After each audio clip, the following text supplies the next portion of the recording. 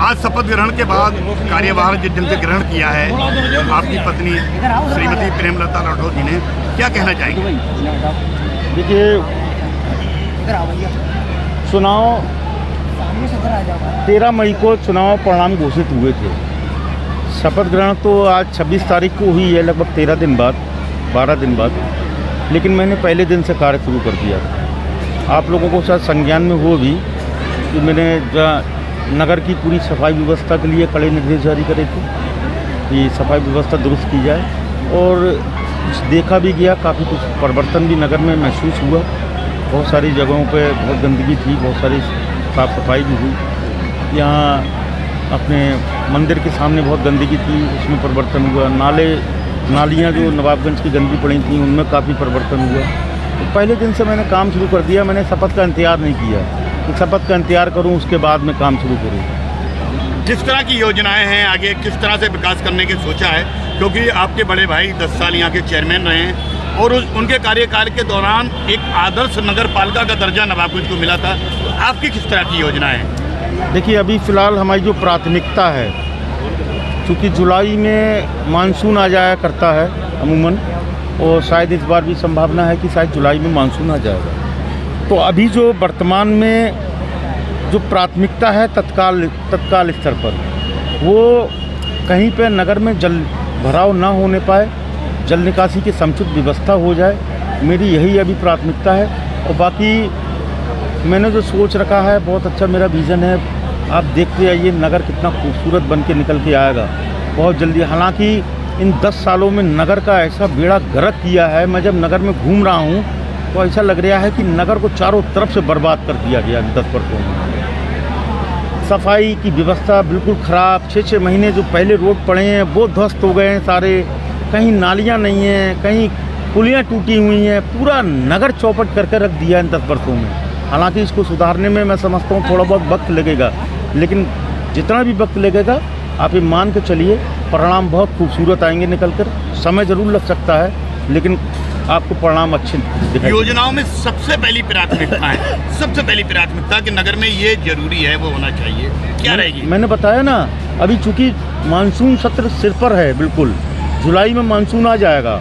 सबसे पहली प्राथमिकता मेरी यही होगी। नाले नलियों की सफाई के अलावा दूसरा आगे क्या रहेगा फिर?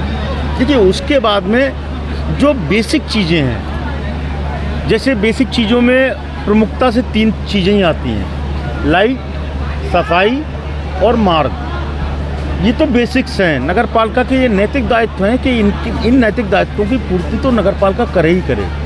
लेकिन इसके अलावा मेरे बहुत सारे विज़न हैं। जैसे मेरा एक जो नवाबगंज पनघैली में जो पानी गिरता है, वो ऐसे न गिरे गंदा होके, वाटर ट्रीटमेंट प्लांट लगे उसमें बाकायदा, उसके बाद में पनघैली में पानी जाए। आपने देखा होगा, लखनऊ आप जाते हैं तो आपने देखा होगा गोमती रिवर फ्रंट बना हुआ है, बहुत खूबसूरत सा बना है। हम लोग खुशनसीब हैं जो हम लोग भी एक नदी के किनारे हमारा कस्बा है, जो पनघैली नदी है। तो उसी प्रकार से जैसे गोमती रिवर फ्रंट बना है, गोमती जी भी शहर से निकल रही हैं। हम लोग भी खुशनसीब हैं कि हमारे शहर के किनारे भी एक नदी है, पनघैली। मेरा विज़न है, विचार है, अब देखिए कामयाबी कहाँ तक मिलती है कि जिस प्रकार से गोमती रिवर फ्रंट बना है, इसी प्रकार से पनघैली रिवर फ्रंट भी बनाया जाए। 2 नए गांव नगर पालिका में शामिल किए गए हैं। याकूबपुर भवनगला काफ़ी पिछड़े हैं। इन गांवों के बारे में किस तरह की योजनाएं हैं?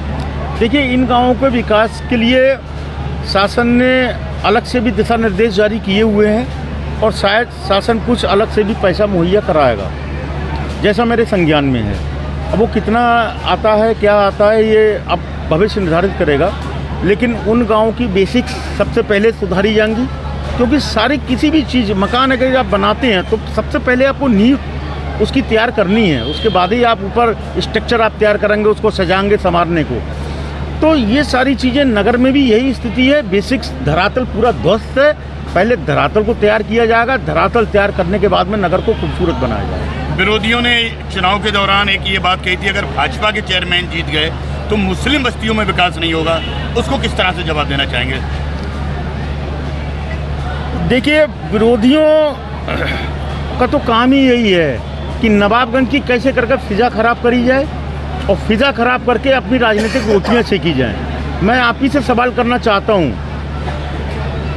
जो पीछे 10 वर्ष गुजरे, उससे जो पीछे 10 वर्ष थे बड़े भाई साहब आदरणीय श्री रविंद्र सिंह राठौर जी के, क्या आप महसूस करते हैं उन 10 वर्षों में कहीं भेदभाव की राजनीति से विकास कार्य करे गए? आप जवाब दें इस प्रश्न का। मैं नहीं देना चाहता। नहीं हुआ ना। तो जब जो DNA आदरणीय श्री रविंद्र सिंह राठौर जी की रगों में है, वही मेरी रगों में भी है। मेरा भी कहीं भेदभाव की राजनीति करने का कोई विचार नहीं है। मेरा अगर मेरी कुछ है तो इंसानियत से राजनीति करूंगा। जहां आवश्यकता होगी वहां कार्य होंगे, चाहे वो बस्ती हिंदू की हो चाहे वो मुसलमान की हो।